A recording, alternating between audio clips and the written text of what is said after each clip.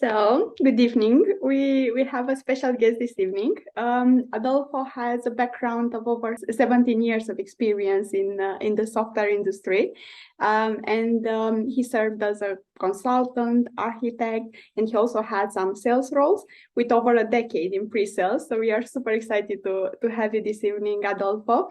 We would love to understand a little about your story in the pre-sale. So could you tell us what do you enjoy most in this type of roles? Absolutely. Thank you, Isabella.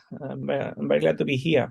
So I think that what I enjoy most is the ability to make a disproportionate impact in sales organization, right? So I've read somewhere that an enterprise software company can grow with B account executives, but cannot grow without A pre-sales. And particularly in the value-based selling world, that's particularly true. So I feel that we are in a unique position to maximize the value that organizations deliver to customers. And that's what makes it most exciting to me. And Adolfo, how much hiring have you done? You're in a leadership role at the moment, I understand. So how much hiring have you done, and how important is hiring for you, compared to all the other priorities and aspects of your job? That's a very good question. So I've been focusing on hiring during the last couple of years, basically, during which I've been leading South EMEA at Medallia, my current company, right? So that means basically managing a team across 3 different markets: France, Iberia, which is Spain, and Portugal, and Italy. 3 slightly different cultures and 3 separate sales organizations, which comes with its own challenges, right? And during this time, we had our first set of attrition, growth, and so on and so forth. So hiring has been very, very, very time consuming. We have got many things right, some of them wrong, and hopefully we have learned from that, right? So it has been very, very relevant. So I think that, coming from larger organizations such as Salesforce or Oracle, it was slightly easier hiring over there because the brand already came with some reputation, right? While when you are hiring from a lesser known company, it becomes more challenging. On top of, internal hiring resources not being at the same level than a larger organization might have, and also the challenges with, working or being allowed to work with external recruiters, particularly in markets which are culturally very different versus your traditional UK-based headquarter. Yeah, completely. So if you are thinking about all the components of the pre-sale cycle, working with C-level executives, discovery demos, discovery sessions, demonstrations, which aspects are most relevant when it comes to having success in the pre-sales? Yeah. So if we think in terms of the pre-sale cycle, I think discovery is the most important one. This is why. Because if we truly want to sell value, to sell solutions rather than products, as in the old days, right? Being able to listen, to actively listen before you actually start speaking about how you would do that is absolutely essential. And it is amazing how difficult it is to find someone who is actually able to do that properly, right? So, yeah, in terms of the pre-sale cycle, discovery it is. So, Sorry, John. Go. No, please. I just wanted to follow up on what you said. Is there any way through which you can find out if someone has good listening skills in the interview stage? Yeah, absolutely. So a telltale sign is typically their ability to make good questions, open questions, right? As in how good they are at getting information from you, right? So if you get, just a number of closed questions and short answers, you can feel that the person needs some work on that, right? It is not only the way they question, but also the attitude they have, right? So, as in, are they self-assured? Are they assertive enough, right? As opposed to being apologetic for making questions, because those are the things that are going to surface afterwards in front of customers. So one thing that I typically do is asking them to do an elevator pitch to me as if I were a C-suite. Because that kind of summarizes everything as in, hey, are you truly self-assured?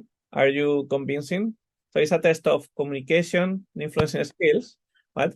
And typically I would do that once I've told them about, what sort of fictitious customer I am. So that way you are testing as well the improvisation skills as for them to tailor that elevator pitch to the fictitious situation I made up for them. So that's so interesting. So basically you're saying that for you from the important aspect, so one of the important parts of the role is discovery. And in terms of, so you look at the types of questions they ask you through the interview process and so on, and then you've kind of touched on gravitas, and ability to interact with a C-level audience.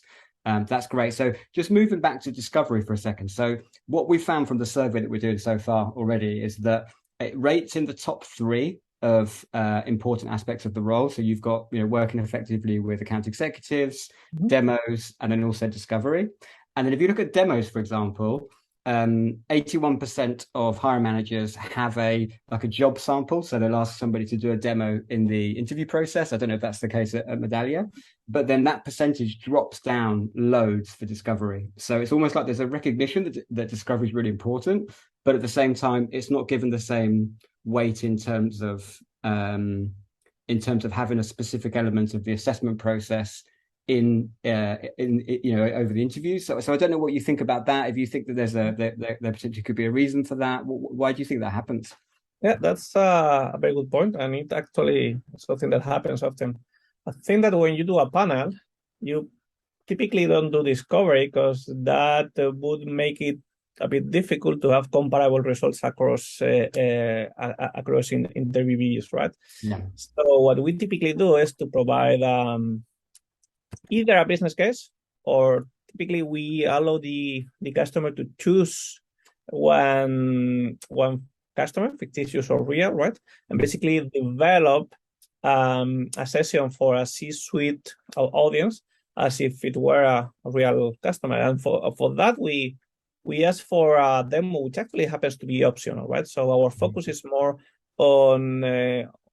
on presenting value, right? So why customer experience in our case, presenting a solution which is tailored to that customer, and here we make the focus on the ability to present a solution versus a set of products, which is completely different, right? So it's kind of filling the gaps between a current state and a future state. So what you are testing actually is the consultative mindset, and that's something that is truly important as well. Yeah. And we ask to have a business case, as in, return of investment, payback, and the like. So overall, without the discovery piece, which basically we ask them to assume whatever makes sense for them, we find that that's more or less predictive of future abilities within the bandwidth that we can allocate, me and the team, to hiring, obviously. Amazing. Thank you. I think, and it is very interesting and very different from what we've seen in the past. So nice. And if you're thinking of the top performers in your team, could you think about 3 qualities that they possess? Yep. So I think that above all is attitude, right? Attitude as in can-do attitude, positive. Some call that growth mindset, as in, believing that you can always become a better version of yourself versus becoming stuck on whatever you are, right? Another very important bit, which is typically not that relevant for hiring managers, I would say, at least when I was being hired, is emotional intelligence, as in empathy, soft skills, if you want, right? But specifically emotional intelligence and empathy. What I've found is that's what makes the difference, or the best predictor of the ability to work under pressure in a team, right? Because sales, it is a team sport, right? So there's no way of avoiding working not only with SDs, with A's, but also with an increasingly large sales ecosystem.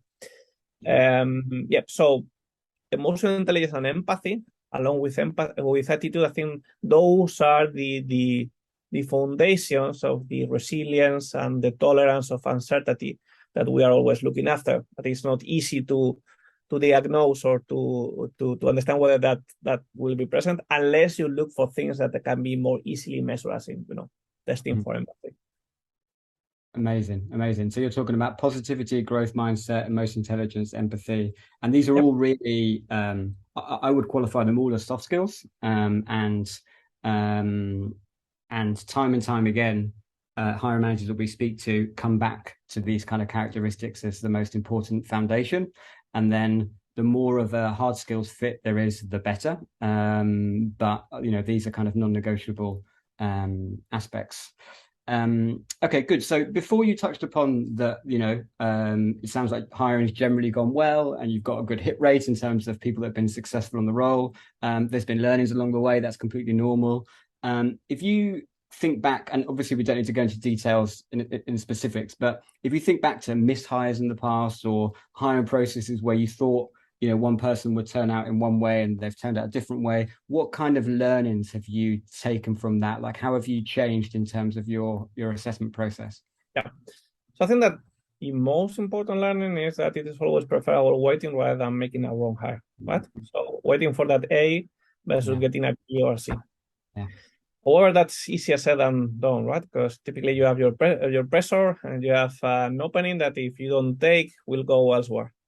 Yeah. So for me, what makes the difference is the supporting you have to do that hiring, right? Which typically is your recruiting team. What I found that makes a difference is having local recruiters, which comes back to the beginning of our conversation, right? If the recruiters are UK-based, speak only English, it is much harder for them to attract talent in Spain, Italy, or France. And there's no way to avoid that.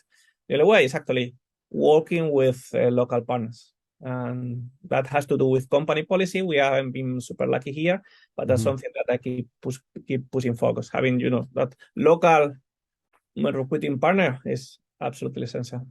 Okay.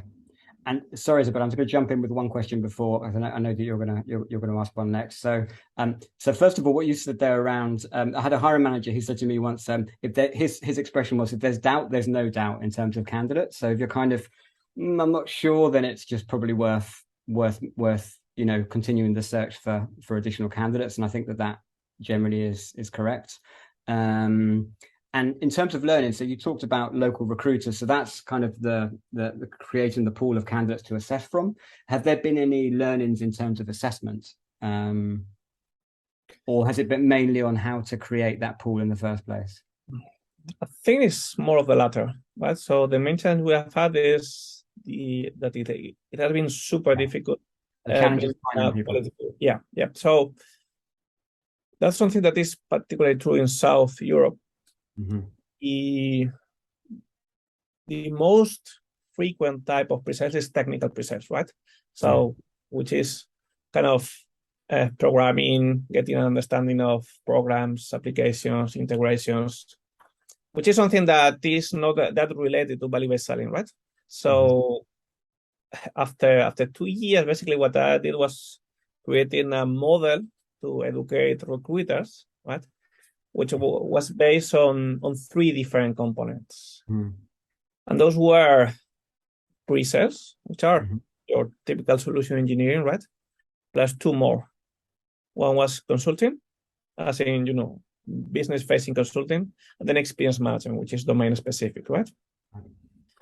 And ultimately, what I told them is that I was interested only on candidates that could present relevant experience on 2 of those. Well, ideally 3, right? But that was almost impossible.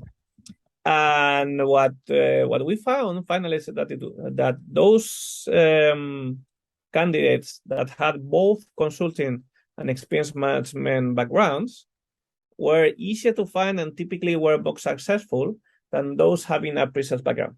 Because when they got immersed into a pre-sales team, that was easier to learn versus the consulting mindset, which is much harder to develop if you come from a purely technical background. Yeah. So that's something I've learned during the last 2-3 years. Yeah, ties in with that business value focus that you talked about as well. And I believe it is very interesting. You knew what you were looking for, and you somehow tried to split it into 3 different abilities. So have you ever thought about intuition in the hiring process? Have you ever had that gut feeling that this person is right or this person is not right, even though you didn't have some tangible facts on the CV. Yeah, no, absolutely. I think that most of us do that, right? Even if we don't like recognizing it at times. Why? Because, I don't know, this person reminds me of someone I worked with 10 years ago, 5 years ago. Either it is sales, an SC or whatever, right? I think the important bit is that you try to control the influence that intuition has, right? So once you get that hunch, that gut feeling, you ideally should try to think twice or get some evidence about why do I think this? Because it might be that you are deceiving yourself. And that happens, right? For the better or for the worse. So you may think that this person would work and then it won't work. Because even if you like the person, they don't have some of the hard skills, right? They don't have 2 of those 3 skill sets. Or the other way around. They may have the 3 of them, but you see that they won't be resilient enough, that they lack the attitude, that they don't have the assertiveness, right? And without that, no matter how many hard skills you have, won't work, because this job is about conveying security, influencing through communication, and being able to improvise. If you don't have that, no amount of hard skills will cover for that. Yeah. Somehow is intuition backed up by evidence, if that makes sense. Okay, and have you ever been in the position of having 2 good candidates, but one of them won because of something special that was not tangible? I wish I had had most of those situations. I think I can think of one only. Well, basically, what I try to do over there is to open to a panel, right? So that it is not only my opinion. So I would resort to sales leadership, to sales directors, to AEs as well, and to pre-sales peers. So when you put everything all together, you basically can get different perspectives and make up your mind. Amazing. And you talked about, and I agree that it's a team. So I think as a hiring manager, ultimately you need to make the call, but having different people's perspective and then being able to balance that, I think it really helps. So you talked about intuition, and you've talked about things like gravitas and things like that, which are very intuition based. And then you talked about kind of controlling intuition. And so for example, from the survey so far, we found that 69, so 2/3, 69% of respondents, so these are all pre-sales hiring managers, are either not satisfied with the hiring manager training that they've had, or in the case of 34, have not received any whatsoever. So I don't know how much training you've had yourself. Do you feel that you could have received more support over the course of your career? Like, what would you have appreciated, or what do you think that if you speak with your colleagues, they would appreciate more of in terms of either interview training or support in terms of how you go about the interview process? Yeah, no, that's a very good question. So I think, I have actually received some training. However, there are 2 main issues with these trainings, and this happens not only in my current organization, but in larger organizations such as Salesforce, for example, right? First, that training is invariably sales-centric. So it's training for sales leadership to hire sales directors. And obviously, the success profile of a sales director is slightly or quite different from a solution consultant, right? That's one thing. The second thing is that typically it is US-centric, right? Unless you happen to work with a European company, which hasn't been my case. It is something that is designed in California or New York. And that has a cultural impact as well, right? So there are things that are appropriate in the US that won't be appropriate in Spain or Italy, right? So you need to use that with a pinch of salt. You need to use your best judgment ultimately. The way of getting a better hiring training would be basically making it more local and domain specific. And I think that the local part might be even more important than the sales consulting specific. That's interesting. That's really interesting. Okay, so it sounds like there's space there for EMEA-based training or potentially pre-sales specific support of some sort. So Yeah. fantastic. So you Actually, that's why I find it so exciting that you are doing specifically pre-sales recruiting, because that's a very different game from your usual sales recruitment. Good. And it's in terms of from the recruiting side, it's proven to be really effective in the sense that we understand kind of what good looks like from a pre-sales perspective. It's not sales, it's not consulting, it's kind of and we understand how to go to market, how to message to candidates as well. What's important for pre-sales candidates is different to they have different implicit motivations to sales on the whole or consulting. So that's kind of proven and works well. And I think what we're trying to do here is look at the assessment process and just say, first of all, what is the assessment process? Secondly, is it improvable? And then to say what kind of support can we provide to enable hiring managers, because hiring is so important, but it's also so difficult when soft skills are so important. The ability to really quickly understand, and to measure individual is really complex. And so we just think that the more support that there's there in place, the better. Yeah, no, absolutely. That's what I've been asking for during the last couple of years, getting, companies like you helping me out in South. Amazing.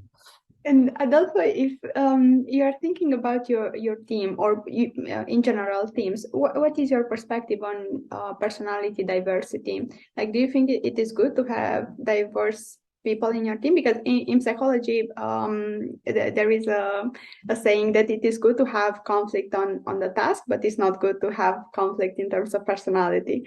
Like, it is good to work on the same level of personality. So what is your perspective here? So I think that personality variety, so to say, is constructive and positive as long as you keep the foundations in place, as in attitude, emotional intelligence, and resilience, right? So there are a few other things that are important to keep common across the team, right? Autonomy, proactivity, organization, and self-assurance, right? Other than that, the more diverse they are, the better the outcome, because basically they will cover each other, right? So as in having someone with a more technical background, someone with a more business-like background, a mixed background like mine, right? Different industry backgrounds, but that's not personality really, but more like experience, right? So in terms of personality, I think that whatever which is not affecting those core foundations that we have identified during the course of years is positive, but those foundations need to be there if possible. Yeah, you can have diverse types of personalities. You can have people that are more extroverted or more detail orientated or whatever, and they can complement each other within a team. But everyone's got to be a team player, and everyone's got to be able to think about, put themselves in other people's perspective and team up well. So fantastic.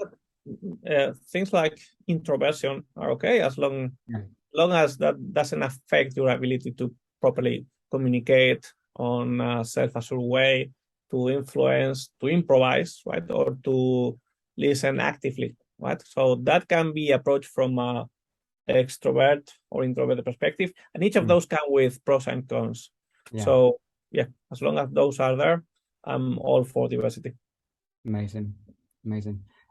Adolfo, thank you so much for your time. I think, I'll speak for both of us, really impressed by just how much thought you seem to have put into hiring, and in terms of the structure, you speak about everything in a very clear, structured, kind of analytical way, but then with a focus on, the human side of things in terms of soft skills and so on and so forth. So it's been really insightful, and thank you for the time.